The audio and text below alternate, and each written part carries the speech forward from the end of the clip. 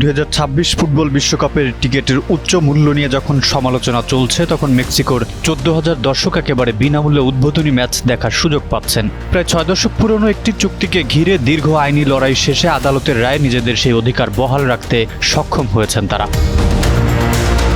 আগামী 12 June Mexico সিটির ঐতিহাসিক মেক্সিকো সিটি তথা অ্যাজটেকা স্টেডিয়ামে স্বাগতিক মেক্সিকো ও দক্ষিণ আফ্রিকার ম্যাচ দিয়ে 2026 ফুটবল বিশ্বকাপের পর্দা উঠবে। 3টি বিশ্বকাপ আয়োজনের ইতিহাস গড়া প্রথম স্টেডিয়াম হতে যাচ্ছে এই ভেন্যু। এই উদ্বোধনী ম্যাচে প্রায় 14,000 দর্শক কোনো টিকিট মূল্য পরিশোধ না করেই খেলা উপভোগ করবেন।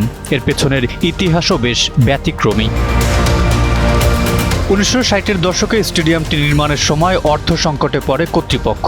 তখন প্রায় 66টি বক্স ও 8,000-এর বেশি গ্যালারি আসন আগাম বিক্রি করা হয়। ক্রেতাদের সঙ্গে করা চুক্তিতে উল্লেখ ছিল 2065 সাল পর্যন্ত স্টেডিয়ামে অনুষ্ঠিত যে কোনো খেলা বা অনুষ্ঠানে তারা অতিরিক্ত টিকিট ছাড়াই প্রবেশের অধিকার ভোগ করবেন। ফলে বিশ্বকাপ, আন্তর্জাতিক ফুটবল ম্যাচ, কনসার্ট কিংবা অন্যান্য বড় আয়োজনও এসব আসনের মালিকদের প্রবেশাধিকার বহাল থাকে। বর্তমানে এ সুবিধাভোগী আসনের সংখ্যা প্রায় 14,000। এর আগে 1986 বিশ্বকাপেও ফিফা এসব আসনের ওপর পূর্ণ নিয়ন্ত্রণ প্রতিষ্ঠার চেষ্টা করেছিল, তবে সে উদ্যোগ সফল হয়নি। ফলে ওই বিশ্বকাপে দিয়েগো ম্যারাডোনার বিখ্যাত হ্যান্ড অব গড ও গোল অব দ্য সেঞ্চুরি ম্যাচও তারা বিনামূল্যে উপভোগ করেছিলেন।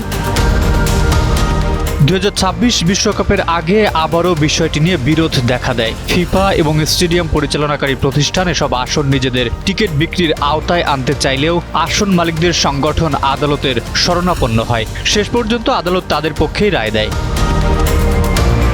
মেক্সিকান বিভিন্ন গণমাধ্যমের প্রতিবেদনে বলা হয়েছে, এসব আসন ফিফার জন্য বিক্রি করতে না পারায় স্টেডিয়াম কর্তৃপক্ষকে প্রায় 54 মিলিয়ন ইউরো ক্ষতিপূরণও দিতে হয়েছে। তবে আইনি জয়ের পরও অনিশ্চয়তা পুরোপুরি কাটেনি। বিশ্বকাপ শুরুর এক সপ্তাহ আগ পর্যন্ত অনেক সুবিধাভোগী দর্শক তাদের ইলেকট্রনিক টিকিট হাতে পাননি। তবে সব জটিলতা সত্ত্বেও 14,000 আসনের মালিকরা আশাবাদী তারা শেষ পর্যন্ত স্টেডিয়ামে প্রবেশ করতে পারবেন এবং বিশ্বকাপের উদ্বোধনী ম্যাচটি বিনামূল্যে উপভোগ করবেন।